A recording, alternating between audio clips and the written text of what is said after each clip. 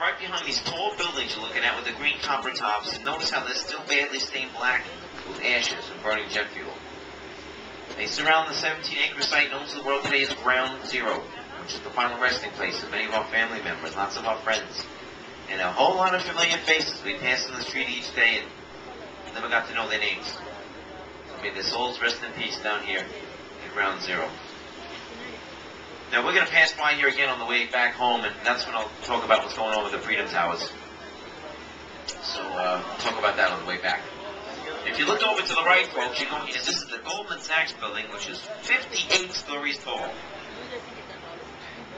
It's right next to the largest clock on the planet right now, the Colgate clock. It's over 50 feet wide. 22 full-size men, 6 feet tall, can stand across the hands of that clock at 9:15. This clock has a minute hand that moves 3 feet every minute.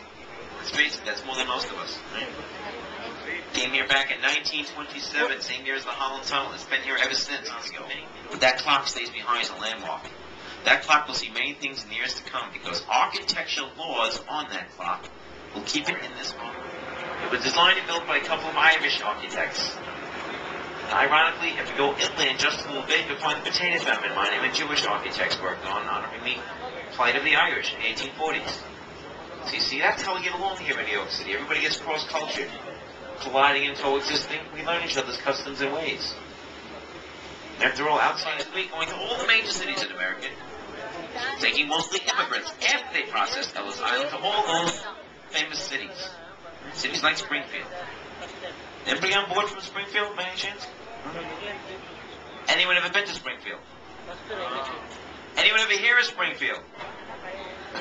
Springfield's the most commonly named city in America. Folks, we have 54 different Springfields across our 50 states. Not counting the one on The Simpsons. Now, before we got to that far, the immigrants had to pass by rigorous entrance exams on Ellis Island. And that always struck a chord of fear in the hearts of every cent you earn for 2 whole years. Sell everything you own that you can't carry.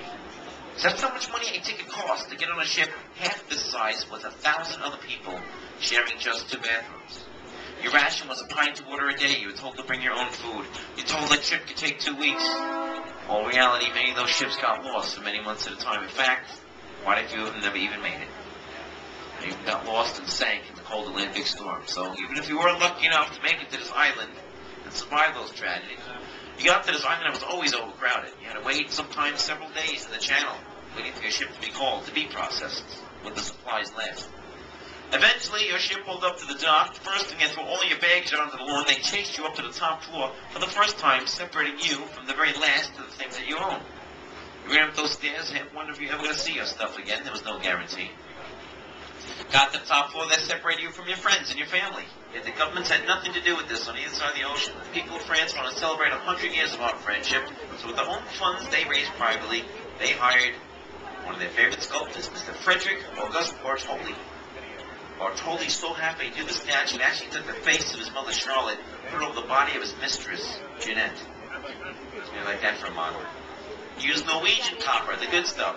No thicker than 2 American pennies. He pounded on the statue. Most of you know it's hollow. You can go inside. Go up to the crown if you want, after the 4th of July anyway. Would have blown over a long time ago was with the help of Gustav Eiffel, who built the Eiffel Tower. He did Lady Springberg. And steel and iron. But Bartholdi put the torch in her right hand. Torch symbolizes freedom. Left hand, look closely, folks. It's probably the most misunderstood piece of the statue. It's a keystone. Keystones symbolize democracy. As do the Grecian Athenian robe she's dressed in Athens, Greece, at the birth of democracy. Those 7 spikes in the crown, one for each of the continents. People welcome come from all over the world to America, and look at that stern look in her eye, folks. Here's the country's slogan: "Don't tread on me." Who's going to mess around with a woman with a 36-foot waist? Not too many. She stands on the pedestal the Americans built, thanks to the help of Joseph Pulitzer, head publisher of the largest newspaper in the world newspaper. Had a poetry contest, amongst many other fundraisers, where a Jewish girl from Manhattan, Emma Lazarus, wrote the award-winning poem, The New Colossus, on display in the museum. To paraphrase, keeping you tired, you're poor, you're weary, your refuge yearning to breathe free. Send them to my teeming shores. I lit my lanterns at this day. Now the statue stands on the pedestal the Americans built, with private money as well. Now she stands facing the Verrazano Narrows Bridge out there.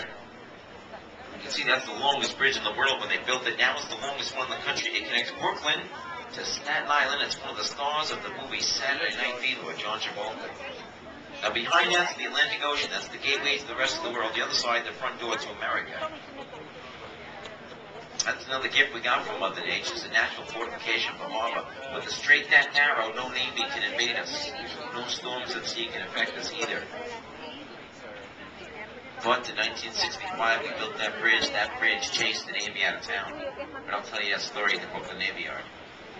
The bridge that makes that bridge possible, the bridge that makes all bridges like that possible, is another wonder of the 8 wonders of the world. It's right behind us. It'll be the first bridge we go under today. That's the Brooklyn Bridge. It connects City Hall Manhattan to City Hall Brooklyn. But I'll tell you that story when we get there. Right now, I'm going to take a little break here. Let you guys enjoy this moment on your own. This is the most coveted spot on the harbor. From right here, on the back of the boat, you're going to see why. You have the most photographic view of the greatest city of all time right behind you. The first and third largest downtowns in the world, 3 of the 8 wonders of the world, in the same shot with the Statue of Liberty, Ellis Island, Governor's Island, 2